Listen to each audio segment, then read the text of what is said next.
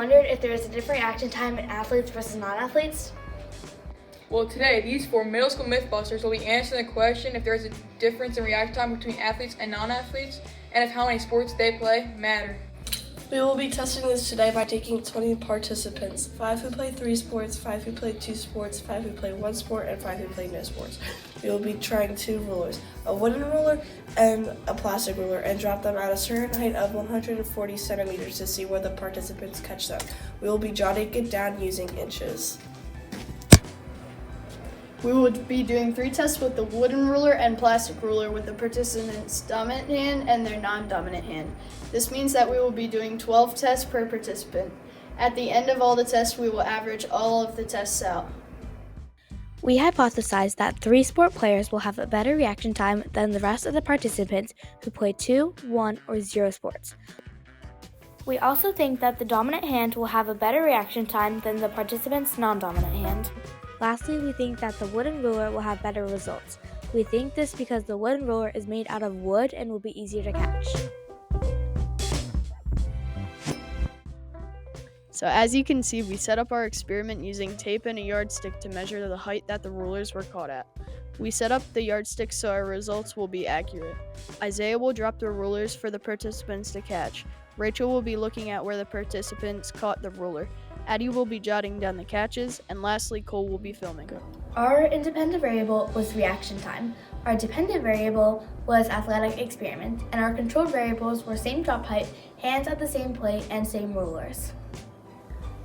Our dominant hand arises at a young age because of the development process, which separates the left and the right sides of the body. When it comes to dominant hands, more people have a stronger left hemisphere than a stronger right hemisphere. This means that they would be right hand dominant because the left hemisphere controls the right side of the body and the right hemisphere controls the left side of the body. Even though the right hemisphere may be weaker when you are born, that does not mean you can't train it to make it stronger. If you were to start using your non-dominant hand for everyday things, you would start to see improvement. In fact, many scientists believe that some people who are ambidextrous start out left-handed and at a young age train their right hand to do simple things. Other scientists believe that being ambidextrous goes with ADHD, PTSD, and schizophrenia.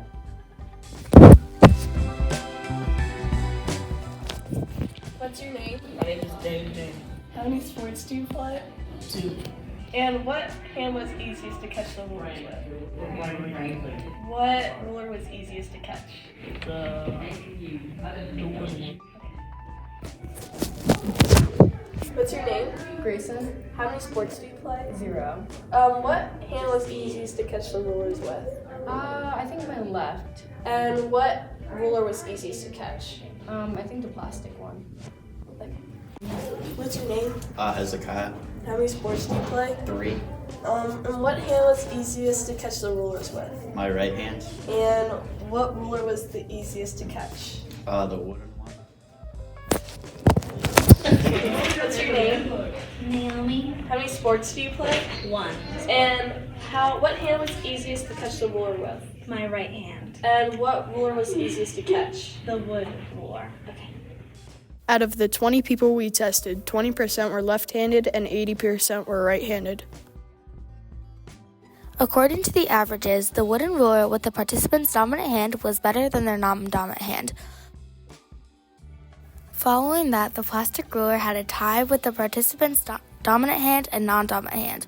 Overall, the dominant hand had better averages than the non-dominant hand. The wooden and the plastic ruler overall came to a tie. They both worked the same. We averaged all the 12 tests we took per person and came to the conclusion that 3 sport players did the best job, following by 2 sport players. Then, by a turn of events, 0 sport players had a better average than 1 sport players. Our project question is there a different reaction time in an athlete and a non-athlete, and if how many sports you play matter? This myth is busted because our 0 sport players did a better reaction time than our 1 sport players. This myth is busted!